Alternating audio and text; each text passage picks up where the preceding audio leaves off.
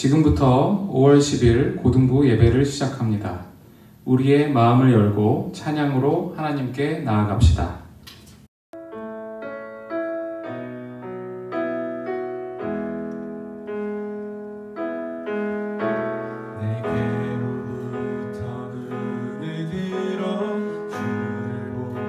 시작할 때 주의 일을 보겠네. 내 작은 마음 돌이키사 하늘에 꿈꾸게 하네. 주님을 볼 때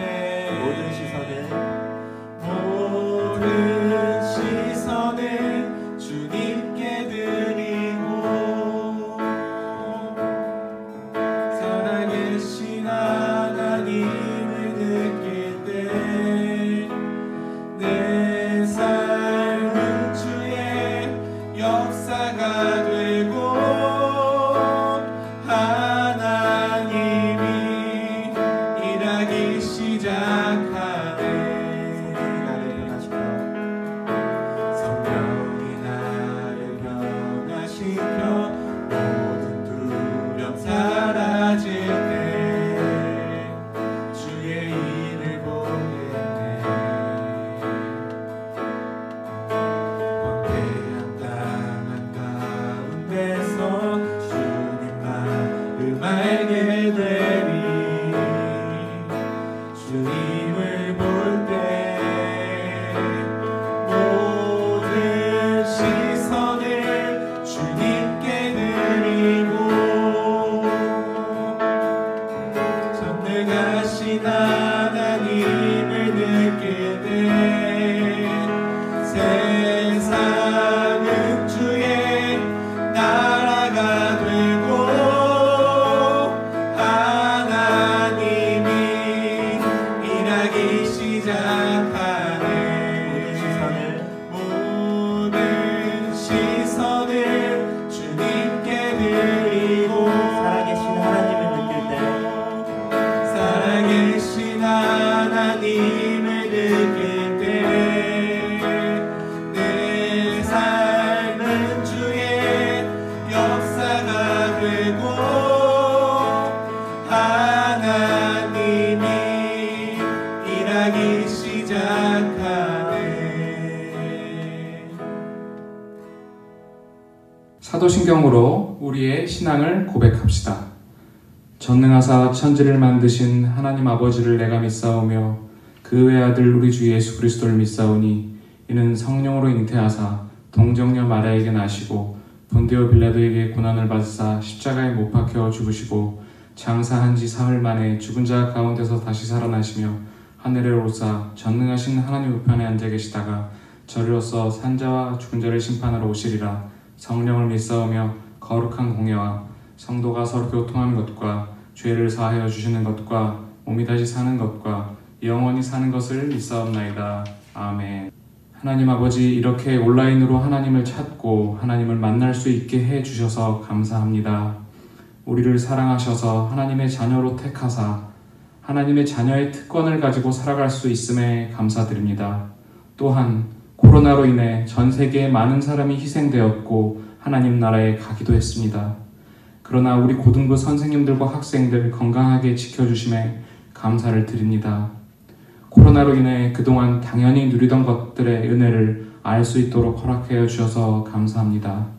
코로나를 겪는 동안 정말 하나님이 원하시는 것이 무엇이고 필수적인 것들이 무엇인지 깊게 생각하는 시간이 되었음에 감사를 드립니다. 그동안 온라인으로만 예배를 드리던 어른들은 교회에 나와 예배를 드릴 수 있게 하셨고 이제 우리들도 선생님들과 친구들을 만날 날들이 다가오고 있습니다. 모여서 같이 예배 드릴 때, 말씀을 나눌 때 기쁨으로 누릴 수 있는 교사들과 학생들 될 수 있도록 도와주세요. 학생들도 고3부터 순차적으로 등교 계약을 합니다. 등교 계약을 해도 예전처럼 지낼 수는 없지만 하나님께서 보호해 주셔서 우리 학생들을 지켜주시고 즐거움으로 학업에 임할 수 있도록 은혜를 베풀어 주시옵소서. 오늘 하나님의 말씀을 증거하실 목사님에게 은혜를 베풀어 주시고 그의 연구와 강의와 가정과 사역을 지켜주시며 성령이 주관하시는 설교 시간이 될 수 있도록 도와주시옵소서. 우리 선생님들을 지켜주시사 코로나로 인해 여러 모양의 어려움을 겪고 있습니다. 주님, 이전보다 더한 축복을 더하시사 우리를 도와 일용할 양식과 생명의 양식을 온전히 누릴 수 있는 은혜를 베풀어 주시옵소서. 학생들도 한 번도 경험하지 못한 역사의 순간에 있습니다. 우리가 모여서 예배를 드릴 때보다 더욱 구별된 삶을 살 수 있는 기회로 허락하시사 하나님과 친밀한 교제를 누릴 수 있도록 도와주시옵소서. 오늘은 어버이 주일입니다. 우리에게 육체와 신앙을 물려주신 부모님께 감사하며 은혜에 보답할 수 있는 학생들 되게 하여 주시옵소서. 혹여나 신앙이 없는 부모님들이 있다면 복음을 전할 수 있는 학생들 되게 도와주시옵소서. 하나님, 인류에게 지혜를 주사 어서 속히 이 바이러스를 정복할 수 있도록 역사하여 주시옵소서. 코로나 이전과 이유는 다르다고 합니다. 그러나 하나님의 역사는 아무도 알 수 없사오니 주님의 나라가 온전히 이 땅에 이루는데 조금이라도 도움이 될 수 있는 우리들 될 수 있도록 도와주시옵소서. 이 예배를 온전히 받으시옵소서. 이 모든 소원을 우리를 구원하시기 위해 이 땅에 오셔 고통받고 부활하신 예수 그리스도의 이름으로 기도합니다. 아멘. 하나님께서 주신 말씀은 사도행전 2장 43절로 47절 말씀입니다. 사도행전 2장 43절에서 47절 다 함께 읽겠습니다. 사람마다 두려워하는데 사도들로 말미암아 기사와 표적이 많이 나타나니 믿는 사람이 다 함께 있어 모든 물건을 서로 통용하고 또 재산과 소유를 팔아 각 사람의 필요를 따라 나눠주며 날마다 마음을 같이하여 성전에 모이기를 힘쓰고 집에서 떡을 떼며 기쁨과 순전한 마음으로 음식을 먹고 하나님을 찬미하며 또 온 백성에게 친송을 받으니 주께서 구원받는 사람을 날마다 더하게 하시니라. 아멘. 우리 대표 기도하시는 권사님사님 기도 얼마나 은혜 받은지 모릅니다. 들을 때마다 은혜 받고요. 어떻게 이렇게 순수한 기도를 하실까? 하나님께서 그 마음 가운데 감동하여 주셔서 그런 기도를 하는 게 아닐까 생각해 봅니다. 오늘 말씀의 제목은요, 플러스 인생입니다. 플러스 인생, 더하는 인생. 요즘 텔레비전에 슬기로운 의사생활이라는 게 있습니다. 저는 시간이 없어서 보지 못하지만 우리 아내가 종종 보더라고요. 근데 제목이 참 궁금하게 만들어요. 슬기로운 의사생활. 도대체 뭐가 슬기로운 의사생활일까? 어려서부터 드라마 하면 유기선이었는데요. 근데 이 제목이 가늠이 안 되는 거예요.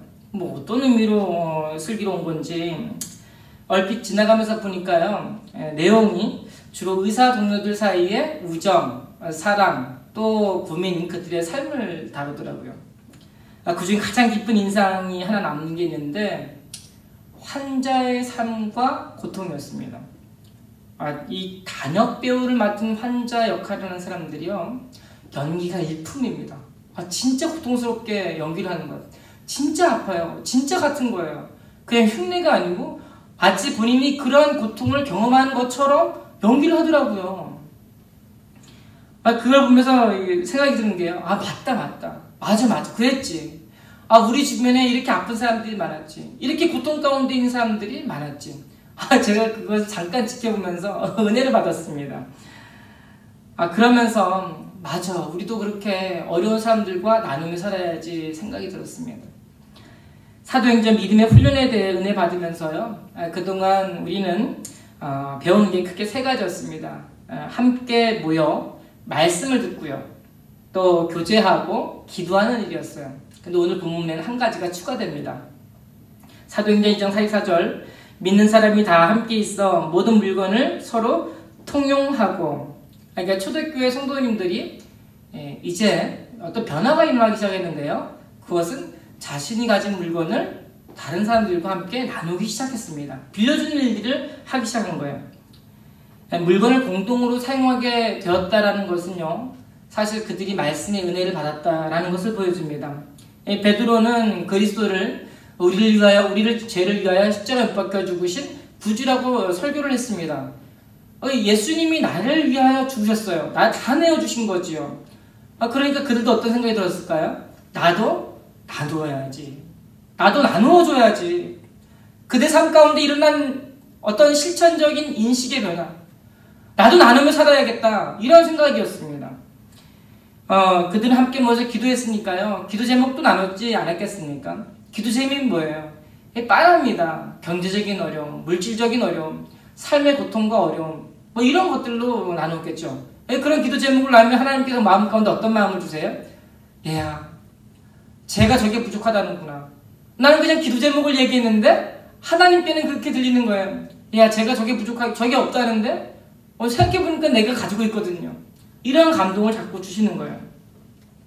고등학교 때 교회에 갈 때면 우리 어머니께서 당시만 해도 교회를 안 나오셨었는데요. 이 텃밭에서 일을 하고 계십니다. 봄이든 이제 여름이든 열심히 일을 하시는데 자그만 해도 은근히 제법 큽니다. 거기서 혼자서 일을 하시는데요. 땀이 펑벅이 되세요. 땀이 막 물 흐르듯이 흐르고 계신 거야. 근데 우리 예배 드려야 되니까 가야 되잖아요. 엄마, 교회 다녀올게. 그럼 어머니가 갔다 오라고. 어머니 너무 힘드시니까 저희에게 부탁을 합니다. 얘야, 갔다 와서 엄마 좀 도와줘. 근데 이상한 게요. 고등학교 때는 제가 이렇게 예배생활 열심히 하고 은혜를 받아서도 제가 어차피 못했었는 모양입니다. 이게 피곤하고 지치고 모든 게 귀찮은 거예요. 그래서 엄마가 그렇게 얘기하면 어머님, 좀 바빠요.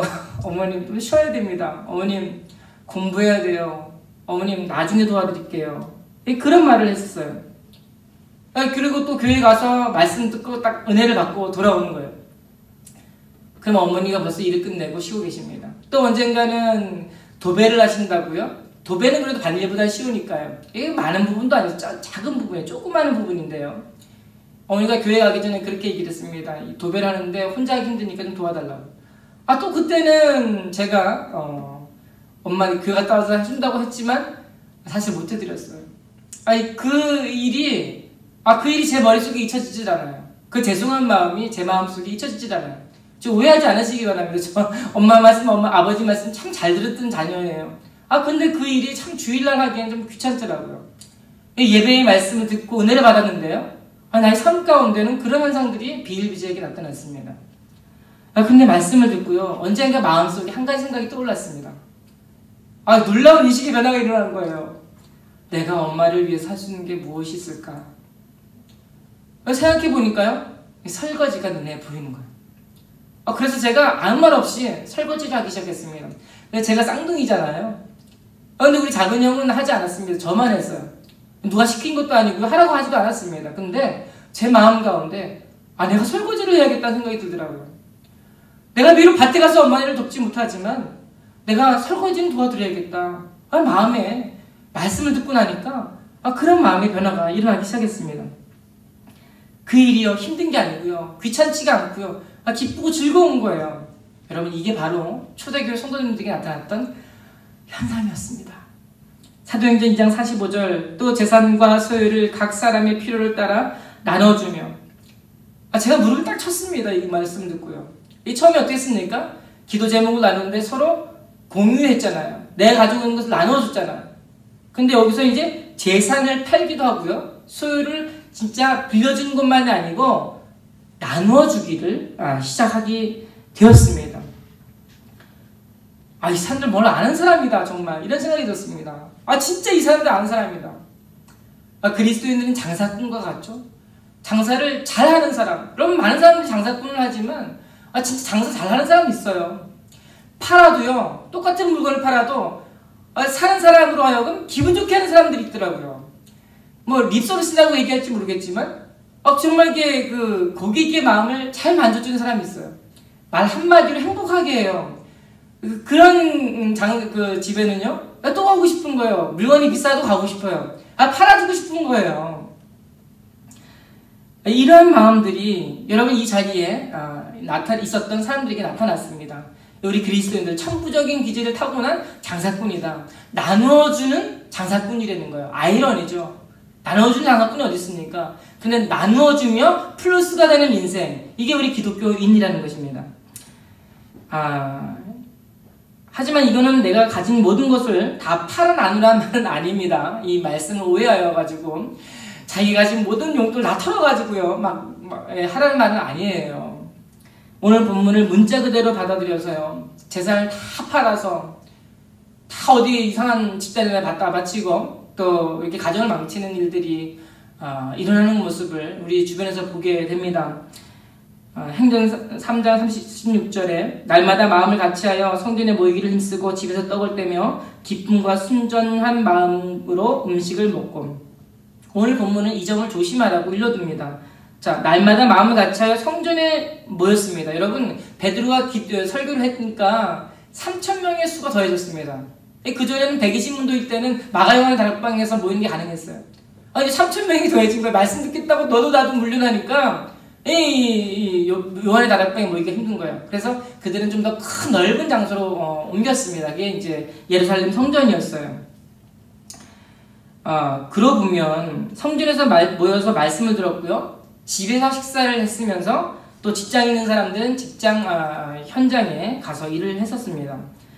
즉 재산을 팔아 헌금을 하였으나 자신의 가정을 망치기까지는 아니하였고 규모적으로 행동했습니다. 두 번째, 집에서 떡을 떼었으니 자기의 부족한 부분을, 재정적인 어려움을 교회에 짐지도록 하지 않았습니다. 세 번째, 이게 제 마음을 가장 은혜롭게 한 건데, 기쁨과 순전한 마음으로 음식을 먹었습니다. 여러분, 너무 아름답지 않습니까? 음식을 먹었는데 맛있게 먹었다고가 아니고요, 너 배부르게 먹었다고도 아니고요, 만족하게 먹었다고도 아니고요, 기쁨과 순전한 마음으로 음식을 먹었다. 이게 무슨 말입니까? 그전에는 내 돈을 가지고 내가 음식을 마음대로 사 먹었습니다. 나의 만족을 위하여, 나의 입을 위하여 흥청망청 그렇게 돈을 쓰는데 아끼지 않고 음식을 먹었다면요, 이젠 그렇게 하지 않습니다. 기쁨과 순전한 마음으로. 이게 지금 이 본문이 어떤 컨텍스트 가운데 나왔습니까? 서로 나누어 준다라고 하는 컨텍스트 속에서 이 본문을 다루고 있어요. 무슨 말이에요?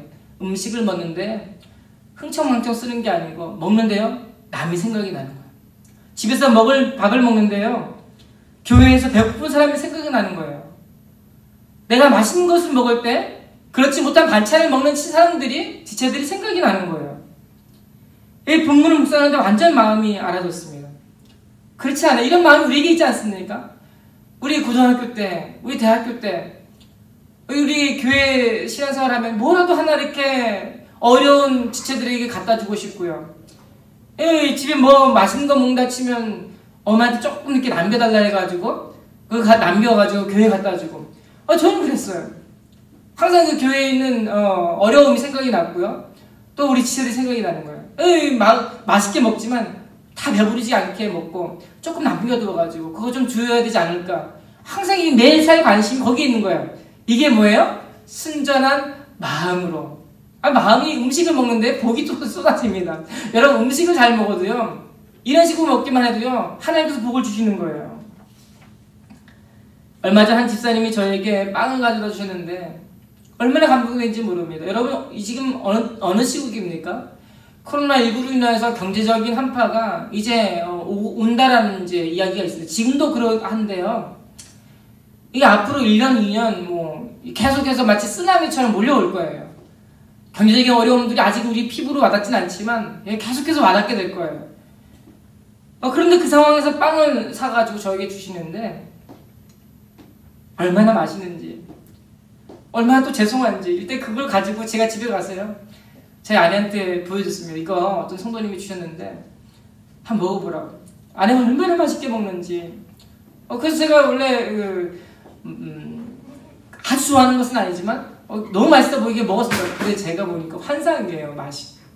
그래서 제쌤한테 문자를 보내서 제가 정말 너무 맛있게 먹었습니다. 그랬더니요, 이 성도님이 하는 말이, 목사님이 맛있게 먹었다고 하시니 기쁘다고 이야기하십니다. 기쁘다고. 기쁨과 순전한 마음으로 떡을 떼신 분이 바로 그 분이셨어요. 플러스 인생은 비단 일회성으로 멈추지 않습니다. 한 사람이 나의 것을 나누기 시작을 합니다. 강력한 힘이 그 속에서 나오기 시작을 하는 거예요. 이거 아무나 못하는 거예요. 그냥 이 세상에서 도네이션, 기부 이게 아닙니다. 마음에서 우러나가지고 순전한 마음으로 나누어 주니까요, 이게 하나의 운동이 발생하기 시작합니다. 사도행전 2장 47절에 하나님을 찬미하며 또 온 백성에게 친송을 받으니, 여러분, 하나님을 찬미하여 온 백성에게 친송을 받으니 구원받는 사람을 날마다 더하게 하십니다. 여러분, 우리 구원받는 사람이 날마다 더하게 하는 공식이 여기 하나 나옵니다. 수학에서 1 플러스 1은 2잖아요. 근데 여기서는 구원을 받는 사람들이 더해지는 공식, 하나님을 참여하여 온 백성 위에 친송을 받게 하는 것, 이게 무슨 말입니까? 나누어주는 운동이 무브먼트가 발생한 거예요. 온 백성이 알게 되었습니다. 무슨 말이에요? 한 사람이 나누어주는 그 은밀한 가운데 발생한 이 현상이요, 온 천하에 있는 사람들이 볼 수 있을 만한 거대한 규모의 운동으로 변했더라는 거예요. 무브먼트가 발생하는 거예요. 나도 그래야지, 나도 저래야지, 이런 마음이 생겨났습니다. 저도 우리 고등부에서 이런 운동이 일어났으면 좋겠습니다. 이런 운동을 보고 싶은 거예요. 우리 고등부 체들 가운데 이러한 살아있는 예배가 우리 가운데 일어나기 원합니다. 여러분, 이 예배가 기다려지지 않으세요? 말씀이 기다려지지 않으세요? 서로 보고 싶고, 우리 주일날 이 시간에 모여서 이 시간에 함께 자리에 앉아서 예배를 드리는 이 날이 기대가 되지 않습니까? 우리 여러분 먼 곳에서 오시잖아요.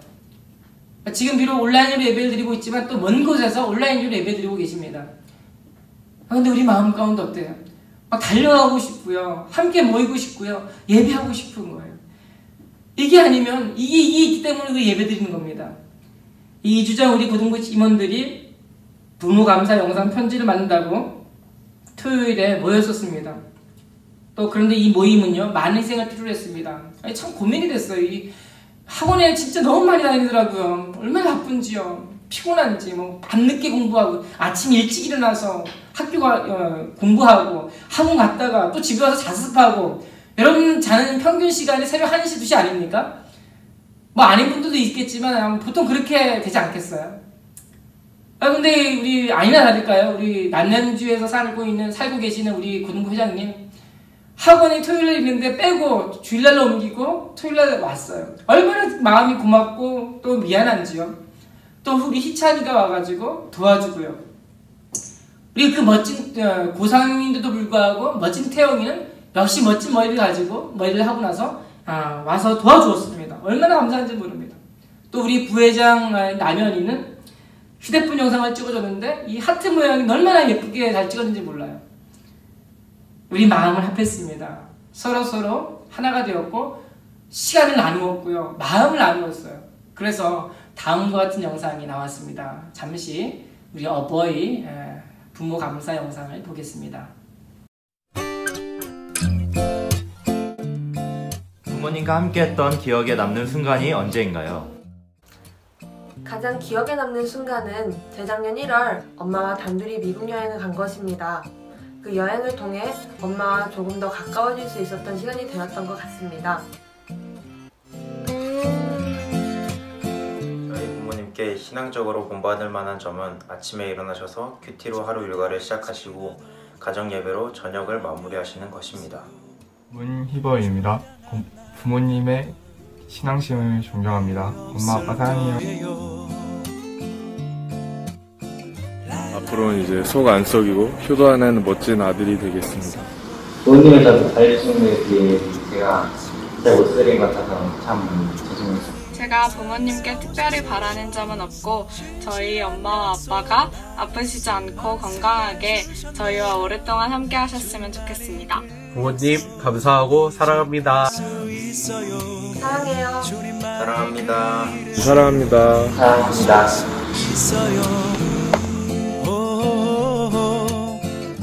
사랑합니다. 주님 사랑합니다.